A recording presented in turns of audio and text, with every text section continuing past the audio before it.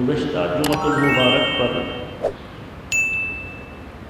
خانہ کعبہ کی تعمیر کے حوالے سے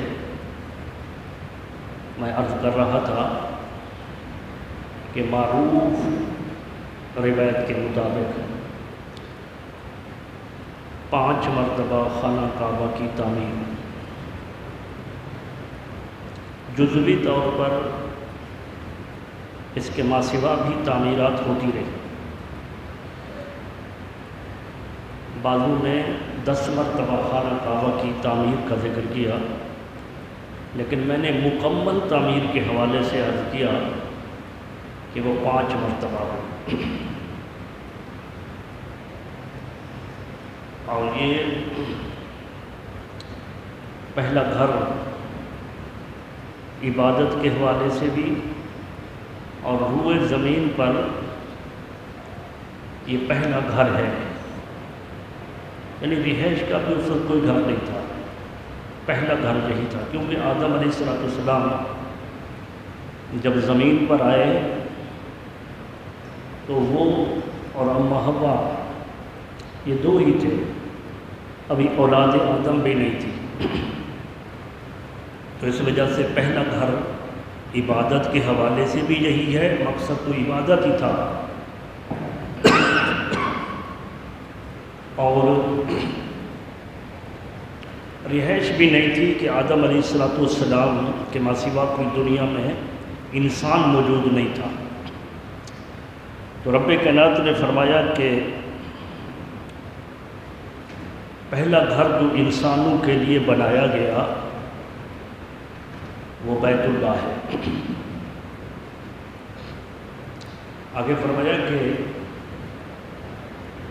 مبارکوں و ھدی للعالمین، یہ برکت والا ہے اور تمام عالمین کے لیے ہدایت ہے۔ برکتیں کوئی مخفی نہیں ہیں، برکتوں کا کیا کہنا کہ آپ یہاں نماز پڑھیں تو جماعت کے ساتھ پڑھیں تو 27 نمازوں کا ثواب، خانہ کعبہ میں پڑھیں تو 1,00,000 نماز کا ثواب، کتنا فرق ہے۔ آپ 2 رکعت پڑھیں خانہ کعبہ میں تو 2,00,000 رکعت کا ثواب، آپ وہاں پر 1 ختم قرآن کریں تو 1,00,000 ختم قرآن کا ثواب، برکت کتنا رکھی ہے رب کائنات نے۔ اور وہ اگر اس یہاں پر غیر حرم کے اندر اگر کوئی 1,00,000 نماز بھی پڑھ لے تب بھی وہ مزہ وہ سکون نہیں ہے جو خانہ کعبہ میں آتا ہے۔ وہ ایک شخص تھے، اس کا ایک تذکرہ ہماری کتابوں میں موجود ہے، اللہ کے ولی، وہ اس کی نماز رہ گئی جماعت کے ساتھ 1 دن نماز نہیں پڑھ سکے، تو اس نے کیا کیا، اس نے ارادہ کیا کہ ایک نماز تو پڑھ لی، پھر اس نے ارادہ کیا کہ اب میں 27 مرتبہ نماز پڑھوں گا نفل کی صورت میں، تاکہ مجھے اس کا ثواب مل جائے۔ جو جماعت کے ساتھ آپ نماز پڑھتے ہیں تو نماز کا ثواب جو ہے وہ 27 نماز کے برابر ہے، تو اس نے اس نماز کو بغیر جماعت کے پڑھ لیا اور بعد میں نفل کے طور پر 27 مرتبہ پڑھا، تو اس کو الہام کے طور پر بتایا گیا کہ تو نے 27 مرتبہ تو نماز کو پڑھ لیا، مگر وہ جماعت کی صورت میں جب تکبیر تحریمہ کا ثواب اور سورہ فاتحہ کے آخر میں آمین کا ثواب جو جماعت کی صورت میں ملتا ہے، اور اس آمین کے اندر اللہ کے ملائکہ شریک ہوتے ہیں، وہ تیری تنہا نماز میں کہاں ہے؟ تو لہذا وہ 27 بھی اگر پڑھ لی، مگر وہ جماعت کی صورت میں جو تکبیر تحریمہ سے شروع ہو کر اور پوری نماز پڑھی، اور بالخصوص تذکرہ آیا آمین کا، کہ سورہ فاتحہ کے بعد اللہ کی بارگاہ میں دعا جو ہے اس کے بعد کہا آمین، یا اللہ ایسا ہی جو۔ تو اس آمین کے اندر صرف یہ نہیں کہ ہم آمین کہہ رہے ہوتے ہیں، اس کے اندر اللہ تبارک و تعالیٰ کے مقرب فرشتے بھی شریک ہوتے ہیں۔ تو لہٰذا اگر کوئی لاکھ نماز پڑھے، کہیں پڑھ لے، لیکن وہ سکون کہاں کہ جو خانہ کعبہ کے اندر پڑھی جائے۔ تو لہٰذا رب کائنات نے فرمایا کہ اس میں برکتیں ہیں، اور وَهُدًى لِّلْعَالَمِينَ، اور یہ خانہ کعبہ ہدایت ہے تمام عالمین کے لیے، ہدایت کا منبع، سرچشمہ۔ دیکھیں آقا علیہ السلام کو اس سرزمین پر مبعوث کیا گیا، آپ کی پیدائش مکہ میں ہوئی، اور یہیں سے ہدایت کا چشمہ ایسے پھوٹا کہ جس ماں کو ترکہ کے اندر تقسیم کیا جاتا تھا، تو اس مقام سے جو نبوت آقا علیہ السلام نے جو اعلان نبوت فرمانے کے بعد اللہ رب العزت کے امر سے، اللہ کے حکم سے جو اعلان فرمایا، تو فرمایا کہ تم اپنی ماں کو ترکے میں تقسیم کرتے ہو، اس ماں کے قدموں کے نیچے تو جنت ہے۔ عورت کو مقام دیا، عورت 40 سالہ خاتون سے شادی کر کے، یہ اللہ کے پیارے حبیب نے اپنی امت کو پیغام دیا، لوگوں کو پیغام دیا کہ وہ مطلقہ ہو یا اس کا خامد فوت ہو جائے، تو اسے عجیب نظروں سے نہیں دیکھا کرو، طعن و تشنیع نہ کیا کرو، وہ قابل تعریف ہے۔ ان کے ساتھ نکاح کیا آقا علیہ السلام نے، بیٹی کو جو زندہ درگور کر دیتے تھے، پیدا ہوتے ہی زمین پر پٹخ کر مار دیتے تھے، امام الانبیاء صلی اللہ علیہ وآلہ وسلم نے اپنی امت کو پیغام دیا، لوگوں کو پیغام دیا، امت دعوت اور اجابت دونوں کو پیغام دیا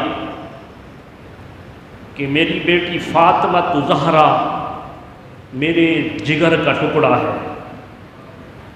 آقا علیہ السلام نے اپنی بیٹی فاطمہ زہرا کے تشریف لانے پر، والد ہے، اگر والد بیٹھا رہے تو والد ہے، اس کا اپنا مقام ہے، لیکن فاطمہ زہرا آئے تو آقا علیہ السلام اس کے استقبال کے لیے کھڑے ہو گئے۔ یہ پیغام دیا کہ بیٹیوں کی یہ شان ہے۔ تو یہ کون سا مقام تھا جہاں پر یہ ہدایت مل رہی تھی؟ کہاں سے یہ چشمہ رونما ہوا؟ وہ مکہ ہی ہے۔ اس وجہ سے رب کائنات نے فرمایا کہ مبارکوں وہدی للعالمین، یہ خانہ کعبہ، یہ بیت اللہ، یہ باعث برکت بھی ہے اور عالمین کے لیے ہدایت کا سرچشمہ بھی ہے۔ اور اس کی اگلی آیت میں فرمایا کہ فیہ آیات بینات، اس کعبہ میں آیات بینات ہیں، روشن آیات ہیں، روشن نشانیے ہیں۔ جمع کے طور پر فرمایا، اور ایک کا تذکرہ پھر وضاحت کے ساتھ فرما دیا، مقام ابراہیم، وہ مقام ابراہیم بھی وہیں پر ہے۔ آیاتم بینات، نشانیاں بہت سی ہیں۔ یہ حجر اسود بھی تو اللہ کی نشانی میں سے ایک نشانی ہے، یہ خانہ کعبہ بھی اللہ کی نشانی میں سے ایک نشانی ہے، اللہ کا گھر ہے، بیت اللہ ہے۔ یہ آب زمزم کا چشمہ بھی اللہ کی نشانیوں میں سے ایک نشانی ہے۔ صفا مروہ، ان الصفا والمروۃ من شعائر اللہ، صفا مروہ اللہ کی نشانیوں میں سے ایک نشانی ہے. نشانیاں تو بہت سی ہیں، لیکن خاص طور پر فرمایا فیہ آیاتم بیناتم مقام ابراہیم. اس کے اندر اللہ کی بہت سی نشانیاں ہیں، اور جو چوٹی کی نشانی ہے وہ ہے مقام ابراہیم. مقام ابراہیم یہ جو آپ جاتے ہیں طواف کر رہے ہوتے ہیں اور حجر اسود کے بالکل جب بعض گزر کر جاتے ہیں تو آگے جو ایک شیشے کے اندر ایک پتھر نصب ہے، اس کا نام ہے مقام ابراہیم. یہ جنتی پتھر ہے، اس کا نام مقام ابراہیم اس وجہ سے پڑ گیا کہ جب خانہ کعبہ کو تعمیر کیا تھا تو ابراہیم علیہ السلام نے اس پتھر پر کھڑے ہو کر خانہ کعبہ کو تعمیر کیا تھا. اور جب مستری، جب مکان بنانے والا معمار جب مکان بناتا ہے تو جب ہاتھ جاتا ہے کھڑے ہو کر تو وہاں تک تو نیچے کھڑے ہو کر بناتا ہے، پھر اس کے اوپر پھٹے باندھتا ہے اور پھر پھٹوں پر مقام ابراہیم. یہ جب خانہ کعبہ کی تعمیر ہو رہی تھی تو جب مستری جو ہے معمار وہ ایک جگہ سے بنا لیتا ہے تو پھر آگے گو بناتا ہے، آگے پھٹے باندھتا ہے. لیکن جس وقت ابراہیم علیہ السلام خانہ کعبہ کو تعمیر کر رہے تھے تو انہیں نیچے اترنے کی ضرورت نہ تھی. دیوار آگے جا رہی ہے تو پتھر بھی آگے جا رہا ہے، دیوار اوپر جا رہی ہے تو پتھر بھی اوپر جا رہا ہے. یہ ابراہیم علیہ السلام اس پتھر پر کھڑے ہو کر وہ خانہ کعبہ کی تعمیر کر رہے ہیں. اسماعیل علیہ السلام وہ پانی گارا وہ لا رہے ہیں. ایک اللہ کا نبی وہ معمار ہے، دوسرا مزدوری کر رہا ہے، اللہ کا گھر تعمیر ہو رہا ہے. اور قربان جائیں کہ ابراہیم علیہ السلام وہ مکہ کی سرزمین پر یا دیگر مقامات پر، وہ کئی مقامات پر پتھروں پر بغیر جوتے کے چلے ہوں گے، لیکن کسی مقام پر بھی ان کے پاؤں پتھر پر نصب نہیں ہوئے. مگر یہ مقام ابراہیم جو آپ اپنی نگاہوں سے دیکھتے ہیں، اس مقام پر ابراہیم علیہ السلام کے پاؤں اس پتھر کے اندر نصب ہیں. صرف نشان نہیں ہے، نیچے تک جیسے گارے کے اندر بندہ کھڑا ہوتا ہے اور پاؤں نیچے کھب جاتا ہے، اسی طرح ارے پتھر تو وہ ہے کہ اس کو مہینہ آگ میں ڈال دو، یہ موم نہیں ہوتا، یہ نہیں موم ہوتا. لوہے کو آگ میں ڈالو، وہ آگ کی شکل اختیار کرتا ہے، جس طرح چاہو ڈال لو. لیکن پتھر کو آگ میں ڈالو، پتھر پتھر ہی رہتا ہے. لیکن قربان جائیں محدثین نے اس پر کیل و کال کی کہ یہ نشانی ہے، یہ علامت ہے ابراہیم علیہ السلام کی اس دعا کی. جب ابراہیم علیہ السلام نے اللہ رب العزت کے مقدس گھر کو تعمیر کر لیا، وَإِذْ يَرْفَعُ إِبْرَاهِيمُ الْقَوَاعِدَ وَإِسْمَاعِيلُ، جب ابراہیم اور اسماعیل اللہ کے گھر کی تعمیر کر رہے تھے، تعمیر کر لی. اب رب کائنات کی طرف سے، اللہ رب العزت کی طرف سے یہ مزدوری دی گئی کہ کیا چاہتے ہو. ابراہیم علیہ السلام نے اس پتھر پر کھڑے ہو کر اللہ رب العزت کی بارگاہ میں دعا کی، باری تعالیٰ اس مقدس گھر کی اگر تو مزدوری دینا چاہتا ہے، ربنا وابعث فیہم رسولا، جس رسول کو تو نے سب سے پہلے تخلیق کیا اور جس کو آخر میں آنا ہے، اس عظیم نبی کو میری اولاد میں پیدا کر دے، میری اولاد میں ابراہیم اس کا دادا کہلا سکوں، مجھے اس بات پر شرف ہو کہ میں محمد عربی کا دادا ہوں۔ لوگ جب مجھے کہیں تو کہیں کہ ابراہیم محمد کی جد ہے، تو یا اللہ بس مزدوری یہ چاہتا ہوں کہ اس امام الانبیاء صلی اللہ علیہ وسلم کو میری اولاد میں پیدا کر۔ تو محدثین نے فرمایا یہ دعا ابراہیمی کا نتیجہ تھا کہ پتھر پر پاؤں نصب نہیں ہوتا، پتھر میں پاؤں کھبتا نہیں ہے، لیکن اس دعا کے دوران ایسا نصب کیا گیا پاؤں ابراہیم علیہ السلام کو کہ آج وہ نمایاں شکل کے اندر نظر آتے ہیں۔ اور رب کائنات نے پھر اعلان بھی کر دیا وَاتَّخِذُوا مِن مَقَامِ إِبْرَاهِيمَ مُصَلًّى کہ اے لوگو اس مقام ابراہیم کو جائے نماز بناؤ۔ جائے نماز، یہ جائے نماز پڑھی ہے نا، یعنی جائے نماز پڑھی ہے تو اس پر یعنی کہ کھڑے ہو کر نماز پڑھو۔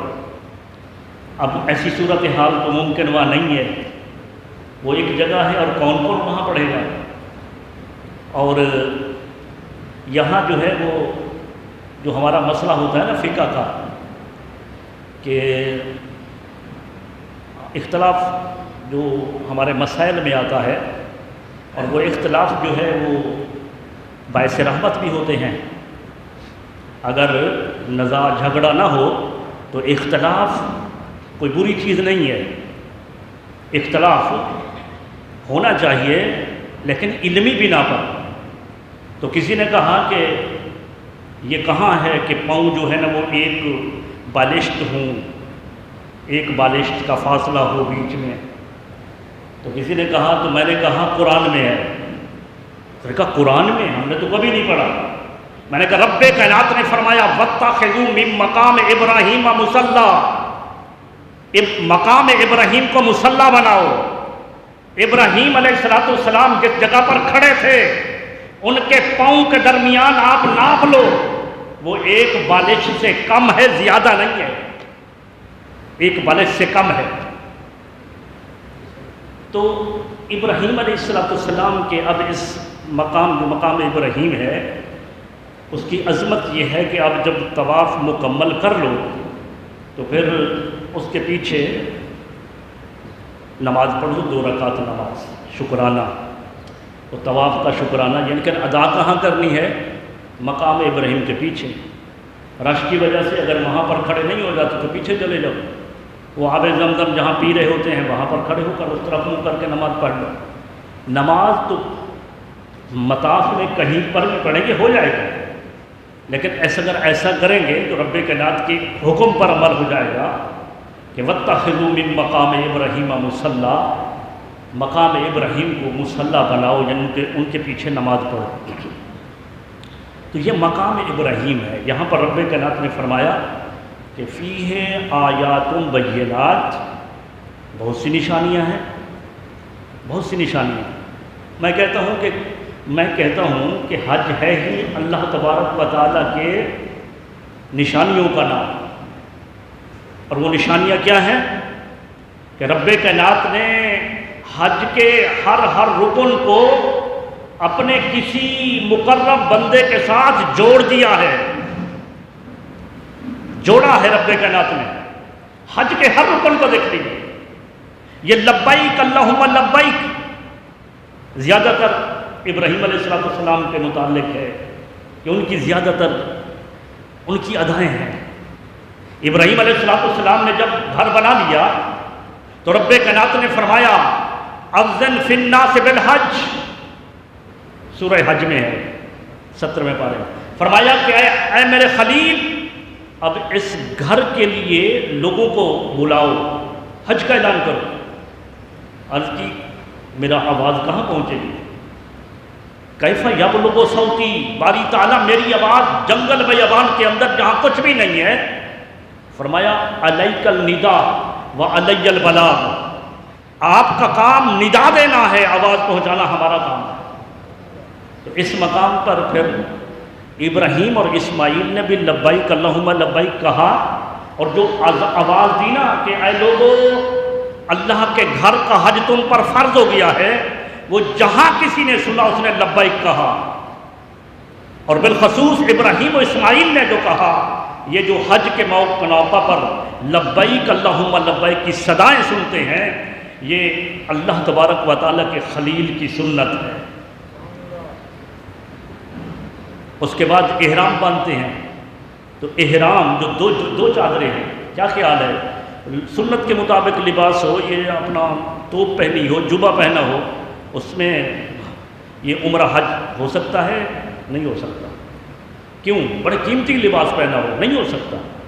امیر ہے یا غریب، وہ کسی جگہ کسی ملک کا حاکم ہے، حکم یہ ہے کہ جب میرے گھر میں جب عمرہ اور حج کے لیے آؤ تو اپنے کرو فرمارے سارے لباس اتار دو، دو ہی چادریں پہنو، اس لیے کہ میرا خلیل ابراہیم وہ صرف دو ہی چادریں پہنا کرتے تھے، ان کا لباس دو چادریں تھا، ایک چادر ازار اور ایک اوپر، دو چادریں پہنو صرف۔ تو دو چادریں پہننا بھی، وہ مرزا صاحب کہتے ہیں نا کہ بابے کوئی چیز نہیں، بھئی حج کو دیکھو تو وہ تو ادائیں ہی بابوں کی ہیں، بزرگوں کی ادائیں ہیں۔ اور پھر اس کے بعد آپ جب جاتے ہیں عرفات میں، عرفات حج کا سب سے بڑا رکن ہے، سب سے بڑا رکن، یعنی کہ اگر اور کوئی رکن رہ جائے تو دم دینے سے اس کی چٹی پوری ہو جائے گی، لیکن اگر وقوف عرفات نہیں کیا تو اس میں دم نہیں دے سکتے، اس میں بدنہ نہیں دے سکتے، وہ نہیں عرفات وقوف عرفات نہیں کیا تو حج ہوا ہی نہیں۔ یہ سب سے بڑا رکن وقوف عرفات، عرفات میدان کا نام ہے، اور عرفہ کہتا ہے، عرفہ کا معنی ہوتا ہے پہچاننا۔ حضرت آدم علیہ السلام کو ادھر انڈیا کے پہاڑوں میں، سرندیپ کے پہاڑوں میں اتار دیا گیا، اما حوا کو دنیا کے کسی اور کونے میں اتار دیا، رہنمائی کی دونوں چلتے چلتے ان کی آپس میں پھر ملاقات ہوئی اس مقام پر جس کا معنی ہے عرفات، دونوں نے ایک دوسرے کو پہچانا، ملاقات ہو گئی۔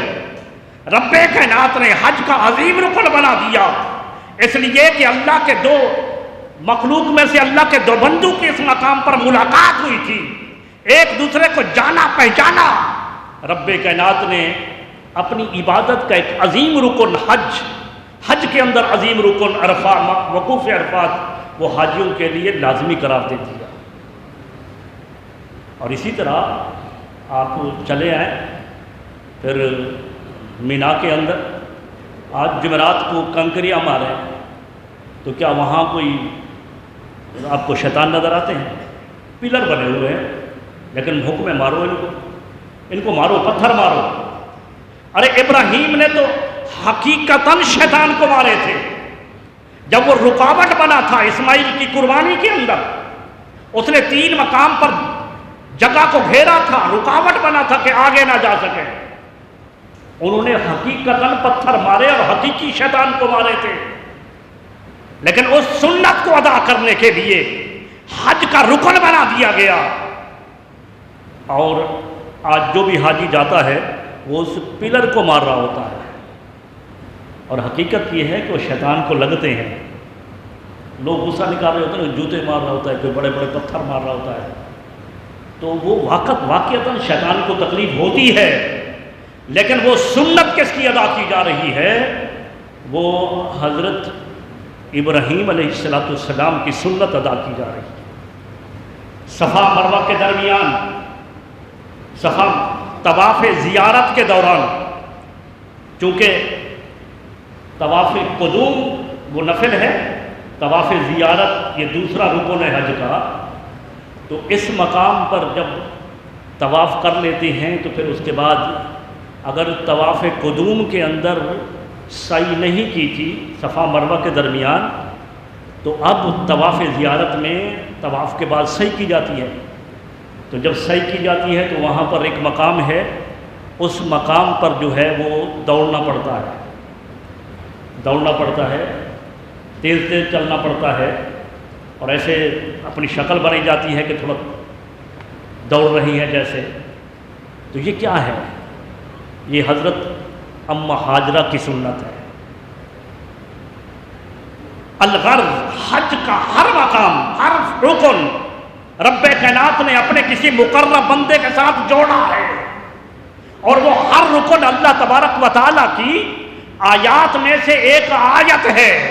اس وجہ سے فرمایا فیہ آیات بینات، اس مقام اس خانہ کعبہ کے اندر فرمایا کہ اس کے اندر آیات بینات ہیں.